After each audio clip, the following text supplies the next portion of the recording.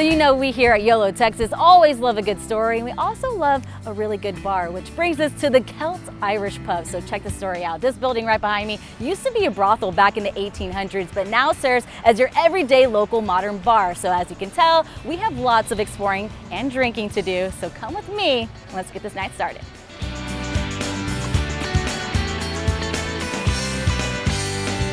Back in the 1885, this was known as the Rambo Saloon, and it was a brothel at the time. Yeah. It's got a long history of outlaws and bootleggers and you name it. Yeah. Jesse James has played in this very pool hall. Supposedly Bonnie and Clyde came through here in the 1930s. Really? So it's got a very colorful history in the past. So some very good, interesting stories.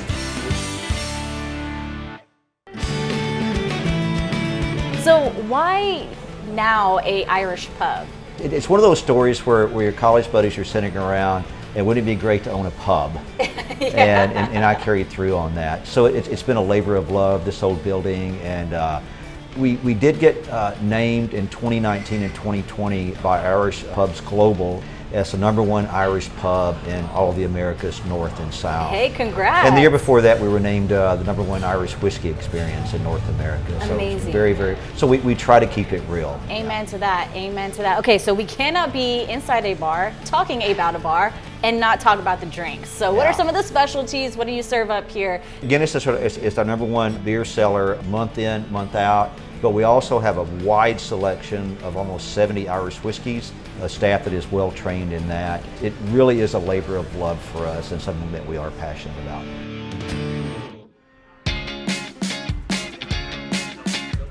So as part of our normal whiskey tastings, we do 3 to 5 different whiskeys in a class. And I've selected 3 different ones for you today, which are representative of the 3 different main types of Irish whiskies. The first being a blended whiskey, which is made up of some malt whiskey and some grain whiskey, grain alcohol whiskey. So this first one is called Jameson Cooper's Crows. And so this is the blend. This is a blend. Okay. And we'll let it sit for a second or two just to let the air get it, yeah. So let it sit, just so that some air can get to it. Okay. So for this one, yes. What should I smell? What note should I taste? So there'll be a lot of vanilla in the nose because it comes from the bourbon barrels that it's matured in. Because most Irish whiskey is matured in a bourbon barrel, and that gives that vanilla flavour. And then being a really good Irish whiskey, you'll get a nice honey note on the palate. Oh. And then, yes, I like its little sweetness to it. And then because it's a Jameson whiskey, they tend to be a little bit more spicy in the finish. Yeah. So you get a little bit of spiciness in the finish. Right when you said spicy, boom, hit. Yeah. I love that. It was like a whole experience. Yeah. And then the second one we have is a pot still. So that's a mixture of malted and unmalted barley. And that's distilled in a traditional pot still that you would normally see bourbon or any other whiskey made in. Okay, makes sense. And this is a single malt. Okay. So this means it comes from one distillery, in this case Tullamore, and it's 100% malted barley. Okay. So here we have Redbreast, 15. 15 means that it's the youngest whiskey it came out of the barrel. Okay. So there could be some 50-year-old whiskey in there could be some 20-year-old, but the youngest whiskey by law has to be 50 years old. Little teenagers. Yeah, and 15 is kind of an older kind of age for Irish whiskey. You don't tend to get older Irish whiskies. You tend to get up to about 20s, about the oldest. Okay. Whereas in Scotch, you'll get 30s, 40s, 50s, and older. I can only imagine what those are like. Yeah. So this one is a little bit more complex. A little bit more complex. You'll still get a lot of vanilla. But you get some oak, you've got an older whiskey, so you get a little bit more oak-aced as well in the palate. It kind of tastes like you said, oaky but leathery. Is that I should taste that? Yeah, and everybody will taste something different. I mean, because not everybody's palate is the same. So you will get a different flavour in that whiskey than I will get on it usually. And then as the finish in that one again, it's a little bit spicy. I could definitely see me sipping on this for sure. This was kind of way too smooth going down and dangerous. And that's the older it gets, the smoother it gets. Oh my goodness, I can only, okay, this is only a 15, okay. Also a good way to maybe pair your whiskey with, we'll give you some of our fish and chips, which we're famous for, so I hope you enjoy those. Perfect, thank you. All right, so what makes this the #1 Irish pub of the year is not only their whiskey classes, but it's also the experience. So sometimes during their classes, they'll pair their whiskeys, their Irish whiskeys, with a food. And so we got the traditional fish and chips, so let's give it a try. Oh yeah, that's what I'm talking about right there.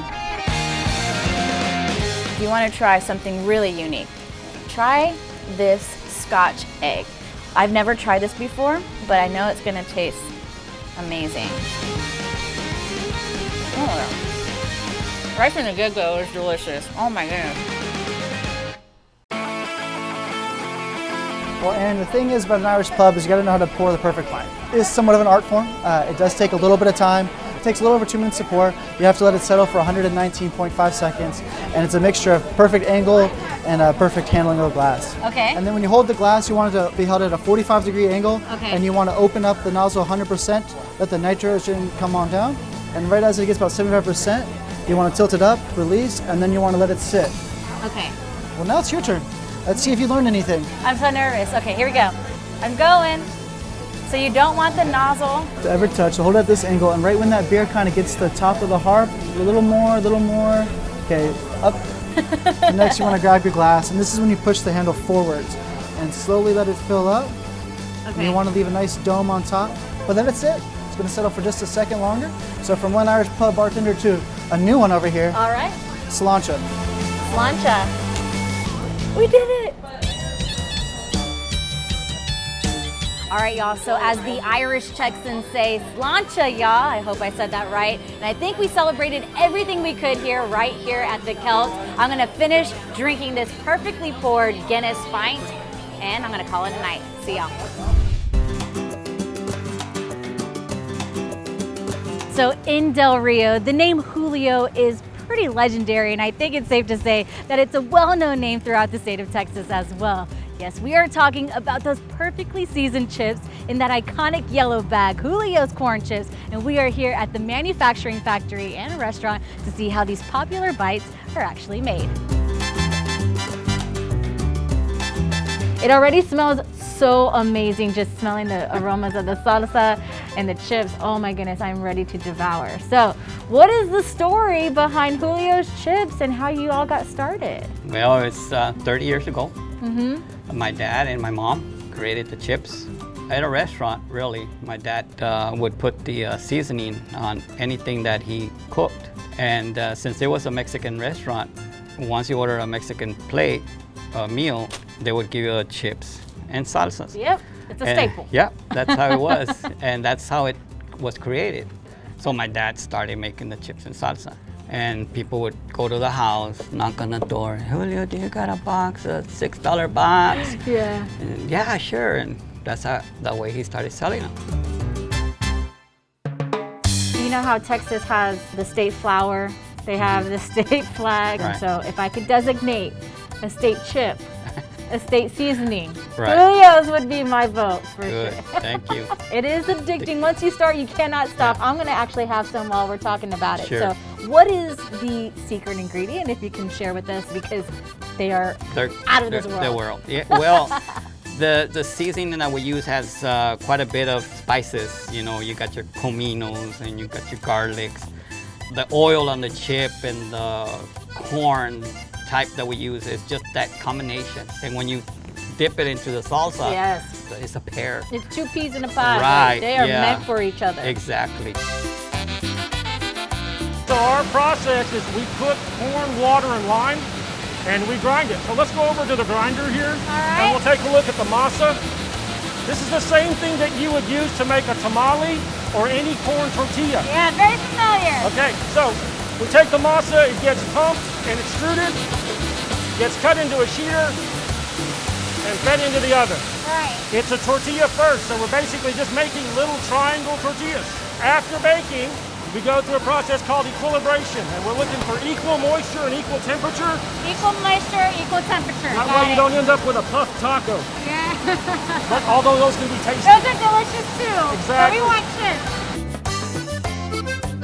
So then we go into our fryer here.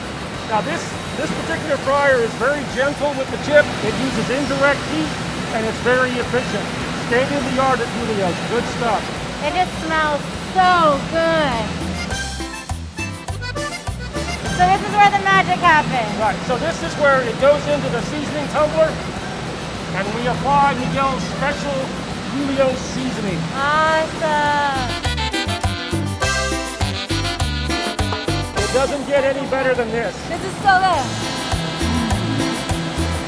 Oh my goodness. Yo, this is the real deal right here.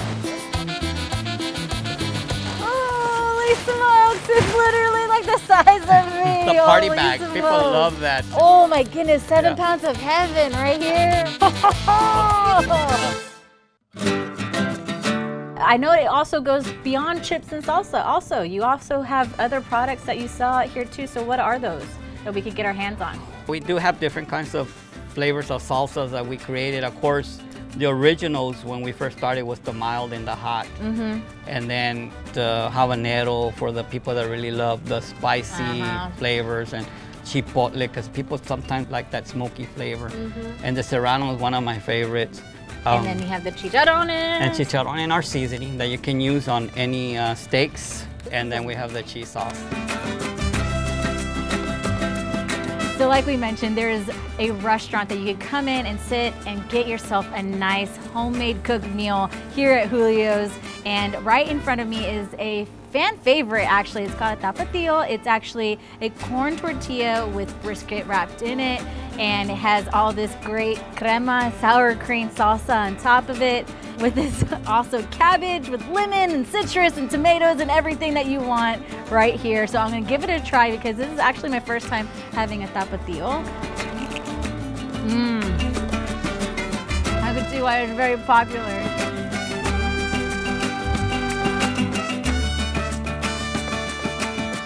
Miguel is very particular about his product, and that's why Julio's has grown the way it has. The reward of the hard work that we did, and we're still doing. Because we want the Julio's brand to be home. Yep, it's a staple. Yeah.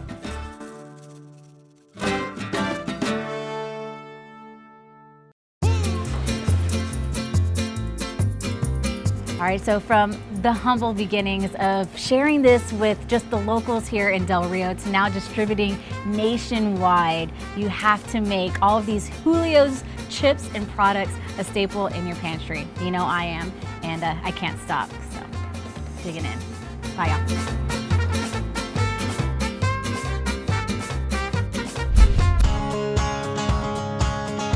Hey y'all, we are here in Gonzales, Texas, one of the earliest American settlements in the state. It's home of the Old 18 and the first battle in the Texas Revolution. So let's take a look back in time at this former Texian settlement. Home of the come and take it cannon, the significance of Gonzales is like no other Texas town. All right, y'all, here it is, the original cannon. Take a look at it in all of its glory. Fun fact, the flag that flew with the cannon was actually fashioned out of a wedding dress.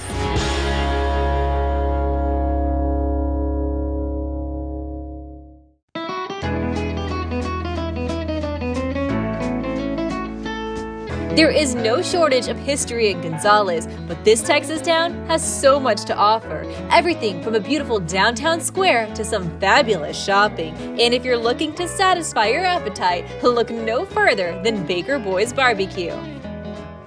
So it started me and my dad. We did competition barbecue. It's always been our hobby, Sunday afternoons. Never thought about what we were gonna do for lunch or dinner, just It was barbecue. always barbecue, Yeah, yeah. so we're cooking chicken in the backyard, ribs. Always threw around the idea of opening our own barbecue place. Timing of it just worked out.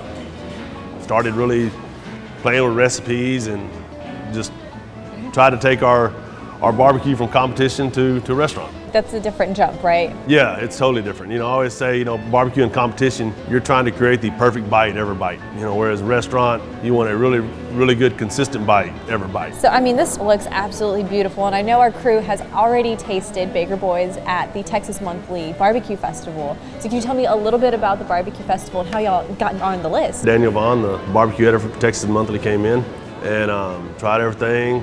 We had a lot of positive things to say. Time went along. A couple months later, really didn't believe it until the magazine came out. It's a great honor. As far as Texas barbecue, it's a dream come true. as good as it gets.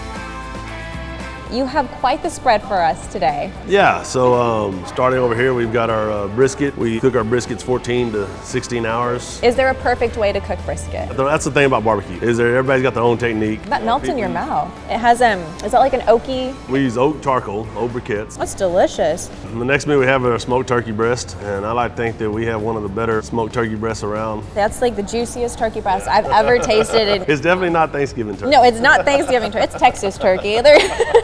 Next thing we have is our house-made beef and pork sausage. It's kind of a German-style sausage. Wow, the flavor just like, as soon as you bite into it, it just, it takes over your mouth. It's like smoky, that's like the epitome of barbecue right there. You know, a real simple beef and pork blend. I just think a made good overall right. sausage. Yeah. Our pork ribs, they're a dry rub. It's got a beautiful color. I mean, it fell off the bone. Oh my gosh, that was perfect. I have no words, that was great. We've got our chicken. Cooking chicken's always been in our family. That's one thing. As far as on the cook-off circuits, that was always one of our better turn-ins. I mean, you've perfected it. It's delicious. It also falls off the bone pretty well too.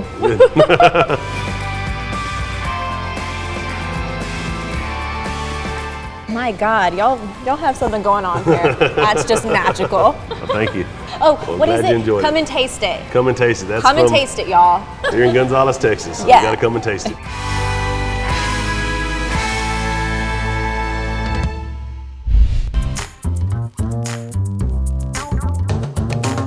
What's up, everyone? I hope that you brought your appetites because we are here in San Antonio at a family-friendly spot that serves up some of the best pizza in town. Who's hungry? I am.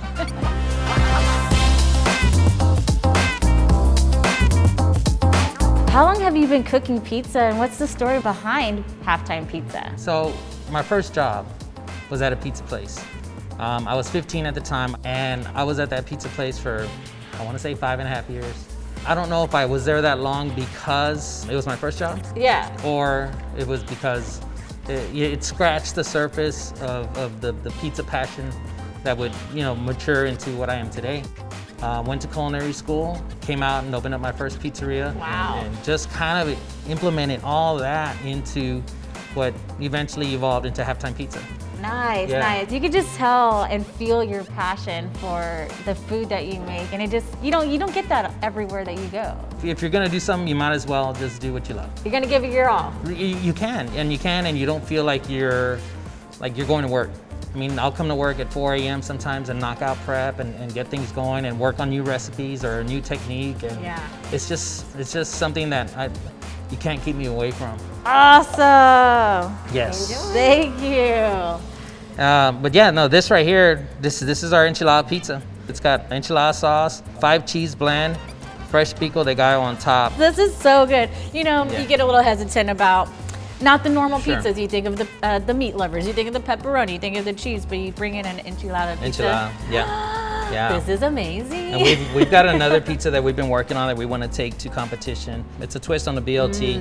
We're going to use bourbon bacon, obviously the tomatoes on an Alfredo sauce, and then we're going to top it with some fresh arugula on top as the lettuce. And that one works out really well too. It's on our menu and it does really well. So awesome. I love everything about this place. And you said that you're going to take me in the back and you're going to show me how these famous pizza rolls are made. Yeah, So yeah, we'll get an apron on because we're going to get some flour over. let's do it. Thank you, Dave. Yeah, no problem. First thing we do is we're going to end up using our dough that we make in-house. Okay. For pizza rolls, we want to keep it thin. So now the next part is we're going to get it up and now we're going to stretch it out. So this is where we'll start going side to side and you can see it'll just start taking off. Oh my God. Yeah, it really starts. Are y'all seeing this? Like in seconds, it just gets, expanded. Kind of takes off on you. This is so impressive. We'll take it and we'll cut it. Then we'll add pepperoni cheese. So then this is the tricky part. So what we'll do is we'll take the sides, flip them in, cover it, and then we just kind of roll it up to make pizza rolls. So bring them in. Perfect. Now take these parts and over the it top over. and roll it. And then just kind of tighten it, stretch it out a little bit. Perfect. Woo! That's it. Those are pizza rolls, and we'll take these and we'll cook them up. Cheers. Every time.